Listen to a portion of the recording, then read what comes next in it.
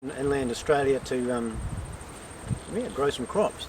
Now, to me, that will help our carbon levels, because like soils store carbon. So by planting crops in our deserts, we've created food.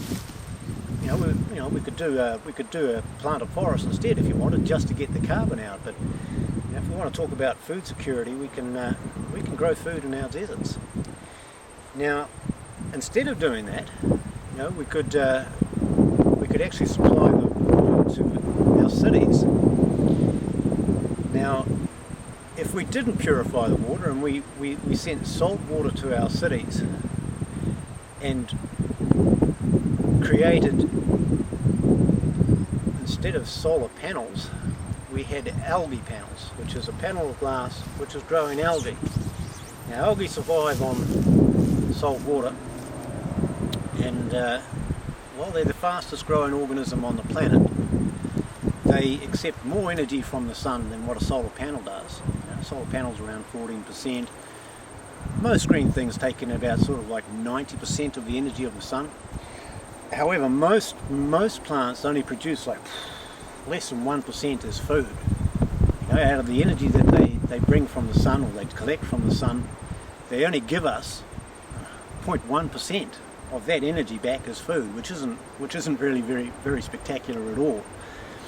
Algae is the best of them, and the reason for it is because algae hangs out in water, and plants use around 80% of their energy, the energy that they've got from the sun, but now they've got it, they use their energy to transpire water, which is sort of move water around within its cells, which is huge. 80% of their energy is like just gone, Whereas the algae, instead it doesn't need to do that because it's already soaking in water. So I think that's why it's so efficient, and the things I'm hearing about the algae growth is amazing. They're having to clear out their growing rooms like 3 times every 24 hours. I expect the amount of product to come out of our roofs to be huge. So alright, we deliver the salt water to our cities. We pump it through panels on our roofs. We grow a heck of a lot of algae. We pour it into our fuel tanks as biofuel. Now, there's going to be a few people screaming by this stage, saying where's the tax take coming from this? Well, we get $1 billion in New Zealand from just putting direct taxes on fuel. So a lot of people say the reason why we never get around to doing this stuff is because we'll destroy our economy. The governments won't be able to pay their own wages. Horrifying. Who's going to push for that? But at the end, the money at the moment is going through to the oil producing nations.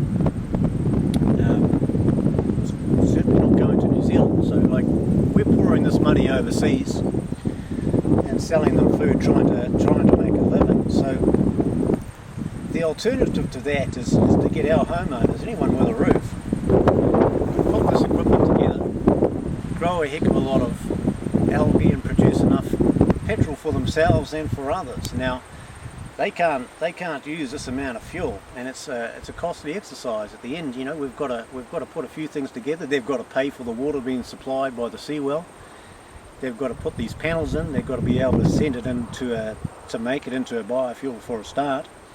There's a lot of infrastructure stuff that needs to happen, and it's going to cost them. So they're going to want to do their whole roofs, which is what I hope, and sell the surplus. I've got nothing else to do with it, and that's a taxable activity. So, the New Zealand government can be making a tax take because there's all these businesses in New Zealand making money.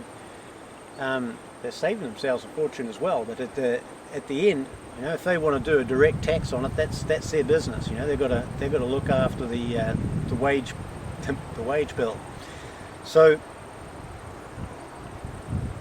economically, for New Zealand, some of the oil nation ain't going to like this, because I think we can compete.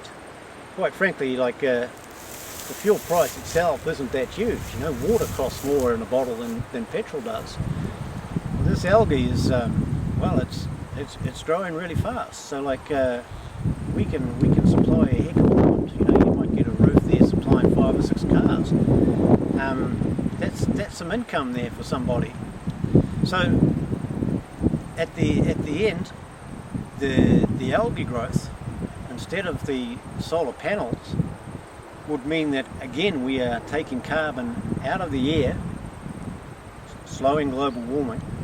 We're growing more things. So algae on all our roofs and green plants in our deserts, and that can be all supplied by energy-free transportation of water from a seawell.